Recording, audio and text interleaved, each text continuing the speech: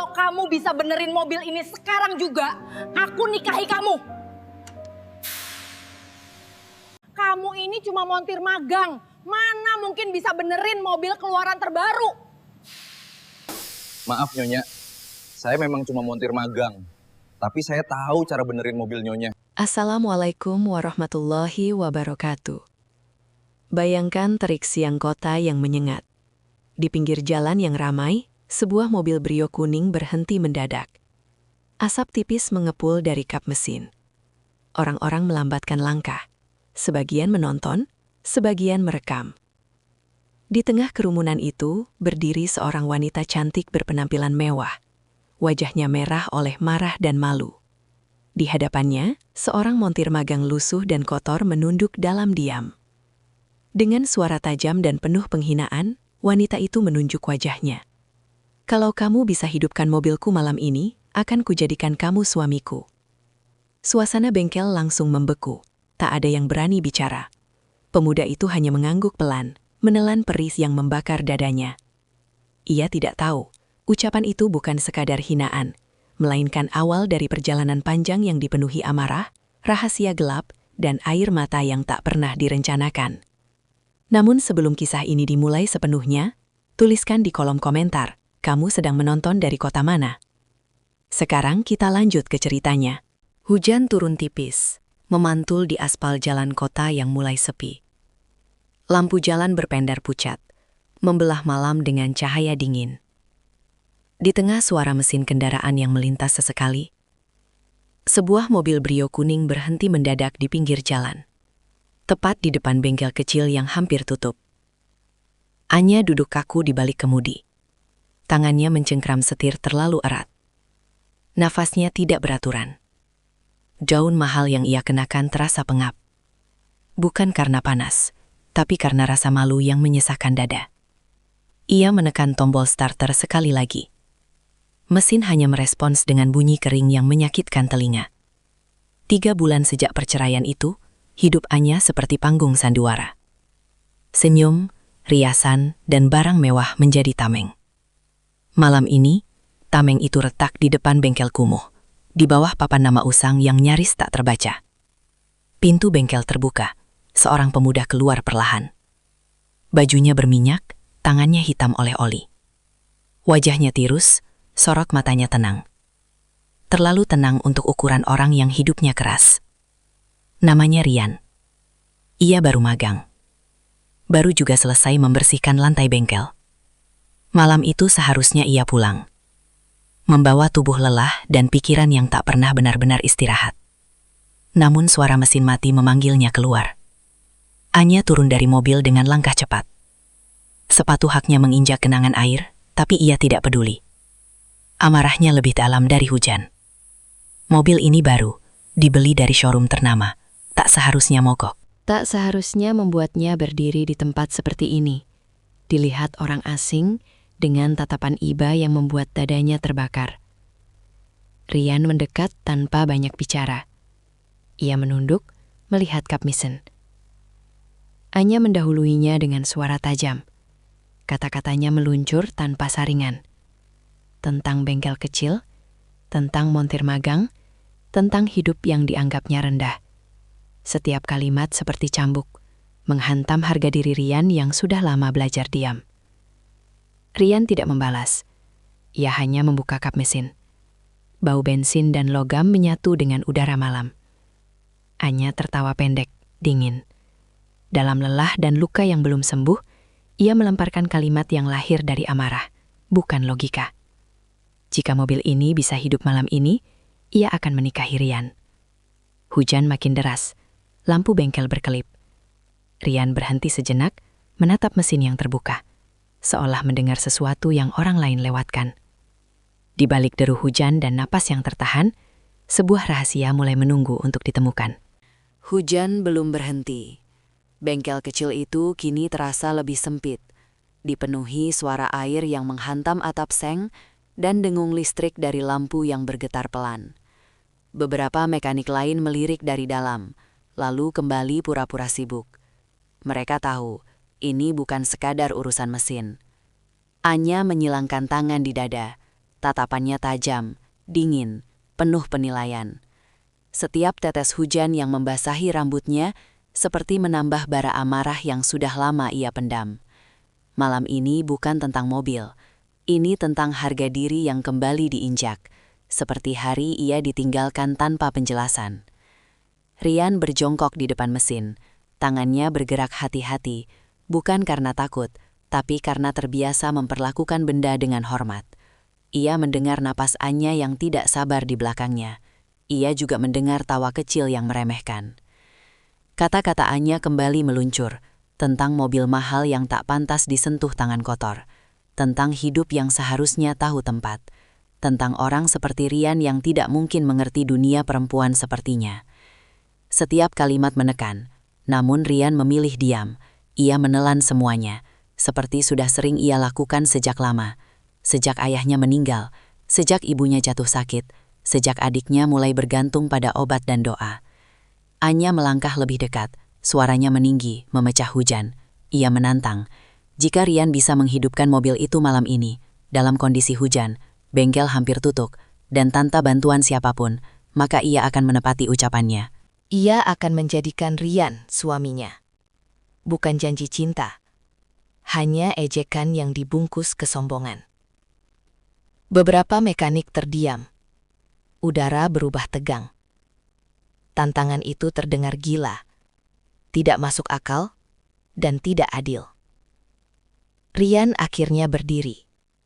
Wajahnya tenang, tapi sorot matanya berubah. Bukan marah, bukan tersinggung, melainkan fokus yang tajam. Seperti seseorang yang akhirnya menemukan sesuatu yang lebih besar dari hinaan. Ia menatap Anya sekali saja. Singkat, cukup. Lalu kembali ke mesin. Tangannya mulai bergerak cepat. Kabel diperiksa, sensor disentuh. Bau logam terasa semakin pekat. Detik demi detik berjalan. Hujan makin deras. Waktu seperti dipersempit menjadi hanya mesin, napas, dan bunyi jam dinding bengkel yang berdetak keras. Anya mulai gelisah. Ia menatap layar ponselnya, lalu ke jam tangan mahal di pergelangan. Ia tidak menyangka pemuda lusuh itu benar-benar serius. Rian berhenti mendadak. Alisnya mengernyit. Ada sesuatu yang tidak seharusnya ada di sana. Sesuatu yang terlalu rapi untuk disebut rusak biasa. Ia menarik napas dalam. Rahangnya mengeras. Di balik kap mesin itu, bukan hanya kerusakan yang menunggu. Ada kebohongan yang mulai memperlihatkan wujudnya. Dan 5 menit penentuan, perlahan mulai menghitung mundur. Jam dinding bengkel menunjukkan waktu yang hampir bergeser ke tengah malam.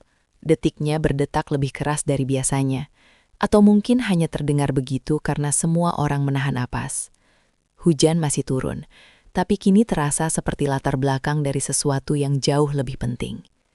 Rian menunduk lebih dalam ke ruang mesin. Tangannya bergerak cepat namun terukur. Ia mematikan senter ponsel sejenak, lalu menyalakannya kembali, memastikan apa yang baru saja ia lihat bukan ilusi. Sensor suhu itu tidak seharusnya berada di sana. Nomor serinya tidak cocok. Bekas goresannya terlalu halus, seolah pernah dilepas dan dipasang kembali. Rian menghela napas pelan. Mobil ini tidak rusak karena usia. Mobil ini rusak karena disengaja. Ia melirik Anya yang berdiri beberapa langkah di belakang. Wajah wanita itu masih menyimpan kesombongan, tapi kini bercampur kegelisahan. Tatapan mereka sempat bertemu. Anya segera memalingkan wajah, menolak menunjukkan rasa tidak amannya. Rian kembali bekerja. Pompa air ia periksa. Bautnya berbeda warna. Ada bekas karat tipis yang tidak mungkin muncul pada mobil baru. Kabel penghubung tidak sejajar. Semua tanda itu berteriak satu hal. Ada yang memanipulasi mobil ini. 5 menit tersisa.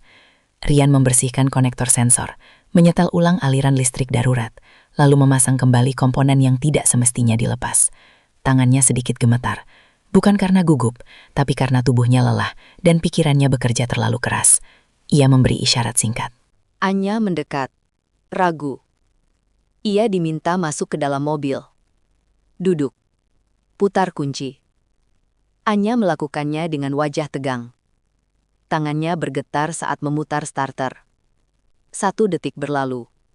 2 detik. Mesin hidup. Suara halus itu memecah keheningan bengkel. Beberapa mekanik terbelalak. Seseorang berdecak pelan. Lampu indikator menyala normal. Anya membeku. Tangannya masih dikunci kontak. Dadanya naik turun. Seolah baru sadar ia menahan napas sejak lama. Rian menutup kap mesin perlahan. 5 menit tepat sebelum bengkel benar-benar tutup. Namun keajaiban itu bukan akhir. Rian belum tersenyum. Ia justru terlihat semakin serius. Ia melangkah mendekat ke sisi penumpang. Lalu berjongkok lagi, membuka panel bawah dashboard yang jarang disentuh orang awam. Anya keluar dari mobil. Bingung. Rian menarik sebuah benda kecil berwarna hitam. Kabel tipis menjuntai di baliknya. Lampu kecil berkedip pelan. Bengkel mendadak sunyi. Anya menatap benda itu. Jantungnya berdebup keras. Tubuhnya terasa dingin meski hujan sudah mereda. Itu bukan bagian dari mobil. Itu alat pelacak. Dan pada detik itu, Anya sadar. Kerusakan mobilnya bukan kecelakaan. Benda kecil itu tergeletak di telapak tangan Rian. Hitam, padat, dengan lampu kecil yang masih berkedip pelan. Kabelnya tipis, disembunyikan rapi, seolah tidak ingin ditemukan. Hujan telah berhenti, namun udara di bengkel justru terasa lebih berat. Anya menatap benda itu tanpa berkedip. Wajahnya pucat, bibirnya sedikit terbuka, tapi tak satupun kata keluar. Untuk pertama kalinya malam itu, kesombongan benar-benar runtuh, digantikan oleh rasa takut yang jujur. Rian berdiri perlahan. Suaranya rendah dan tenang, namun tegas. Ia menjelaskan bahwa benda itu bukan bawaan pabrik. Bukan pula aksesoris umum. Itu alat pelacak. Dipasang dengan sengaja. Disembunyikan dengan rapi. Terhubung langsung ke sumber listrik mobil. Anya mundur selangkah. Ingatannya berlari cepat. Showroom yang terlalu ramah. Diskon yang tidak masuk akal. Proses pembelian yang terasa dipercepat. Ia dulu mengabaikan semua itu karena ingin cepat mengisi kekosongan hidupnya dengan sesuatu yang baru. Kini semua potongan itu menyatu, membentuk gambaran yang mengerikan. Rian melanjutkan pemeriksaan. Ia membuka kembali beberapa panel. Setiap temuan kecil semakin menegaskan satu hal. Mobil ini bukan hanya dimanipulasi agar mudah rusak, tapi juga diawasi pergerakannya. Seseorang ingin tahu kemana Anya pergi, kapan ia berhenti, dengan siapa ia bertemu. Beberapa mekanik saling pandang. Tidak ada yang berani bicara. Bengkel kecil itu berubah menjadi ruang pengakuan sunyi. Anya merasakan tengkuknya dingin. Untuk pertama kalinya sejak perceraian, ia merasa benar-benar sendirian. Bukan ditinggalkan, tapi diburu. Ia memeluk lengannya sendiri, mencoba menahan gemetar yang mulai muncul. Rian memperhatikan dari kejauhan. Ia melihat bukan lagi wanita sombong yang menghina. Yang ia lihat adalah seseorang yang terluka dan terancam.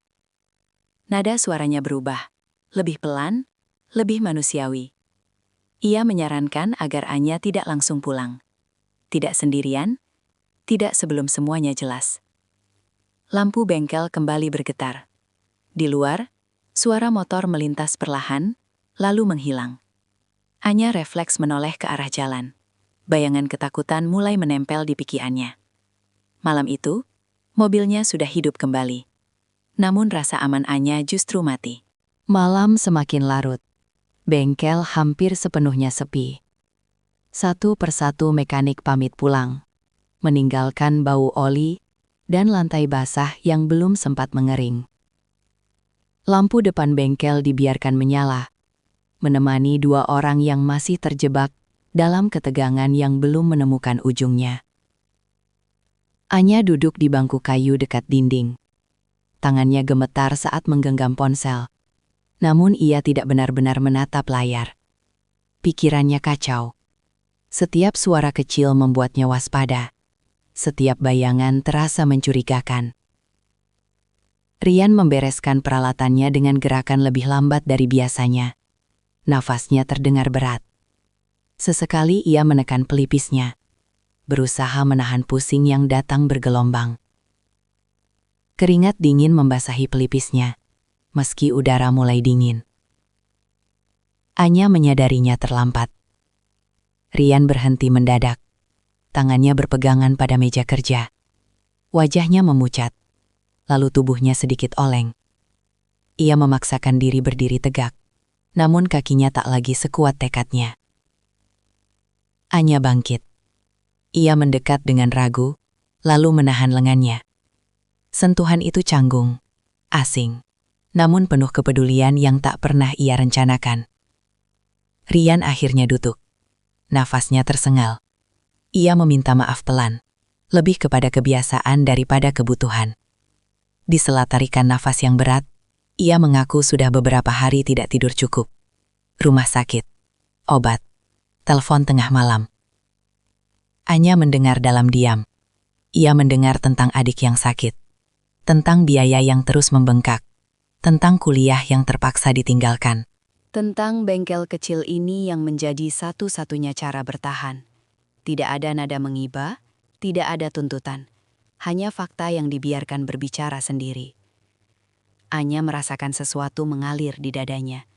Bukan iba, tapi rasa bersalah yang menusuk.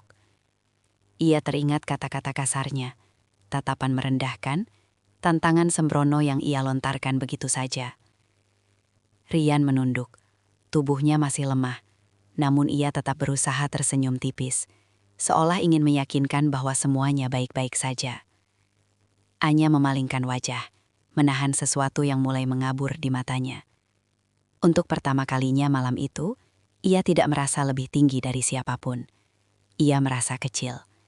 Dan di tengah bengkel lusuh itu, krisis tidak lagi tentang mobil atau pelacak. Krisis itu kini bernama kehidupan yang rapuh. Udara malam terasa semakin dingin. Bengkel kecil itu kini hanya diterangi 2 lampu.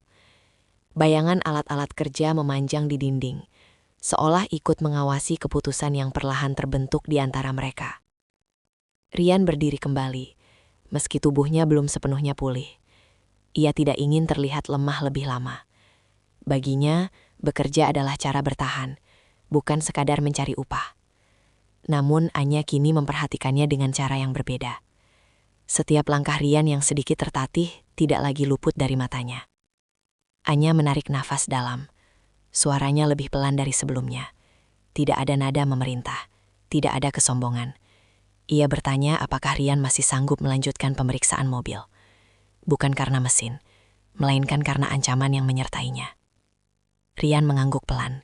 Ia tahu risikonya. Alat pelacak itu bukan dipasang sembarangan. Ada orang yang akan menyadari jika benda itu dicabut. Ada pihak yang tidak ingin rahasianya terbuka. Namun Rian memilih jujur. Ia mengatakan bahwa berhenti sekarang justru lebih berbahaya. Anya terdiam. Untuk sesaat ia menatap wajah Rian yang letih namun teguh. Di hadapannya berdiri seseorang yang tak punya apa-apa, namun berani berdiri di tengah bahaya tanpa pamrih. Ia membuat keputusan. Anya mengatakan bahwa ia tidak akan pulang sendirian malam itu. Ia juga tidak akan membiarkan Rian menghadapi semua ini sendiri. Ia meminta Rian menyimpan alat pelacak tersebut sebagai bukti. Ia berjanji akan menggunakan jalur hukum.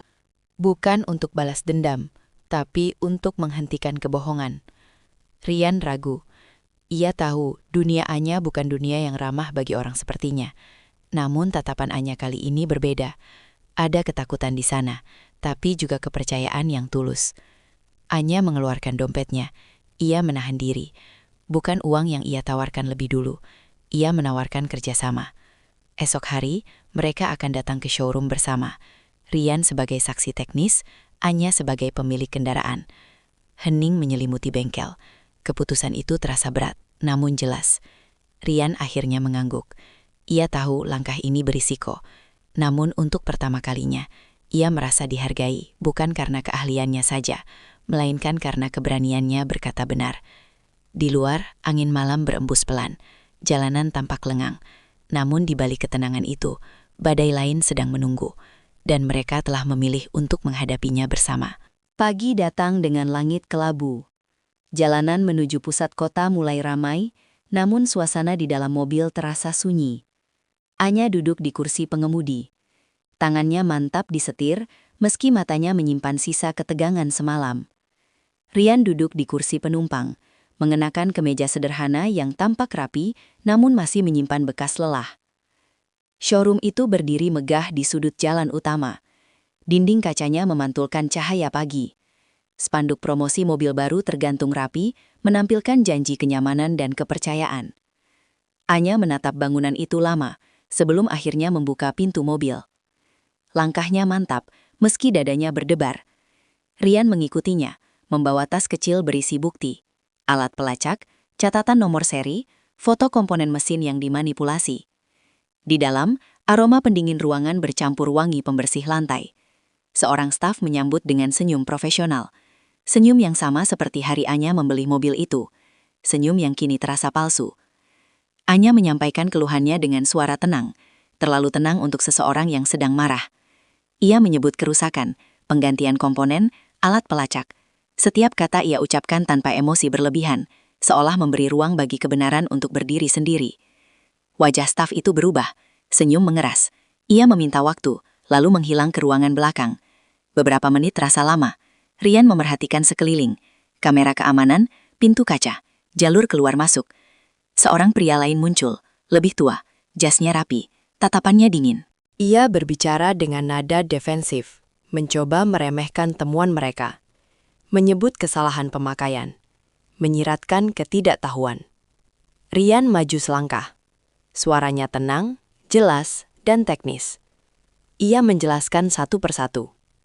Nomor seri, bekas aus, jalur kabel. Tidak ada tuduhan, hanya fakta yang tak bisa dibantah. Ruangan itu sunyi. Pria itu terdiam. Tatapannya beralih. Napasnya terlihat lebih cepat. Ia tahu kebohongan mereka telah retak. Anya berdiri tegak. Untuk pertama kalinya, ia tidak merasa kecil di tempat itu. Ia tidak meminta maaf, ia tidak memohon, ia hanya menunggu. Di balik dinding kaca showroom yang megah, kebenaran akhirnya menemukan celah untuk masuk. Waktu berjalan lambat di dalam showroom itu.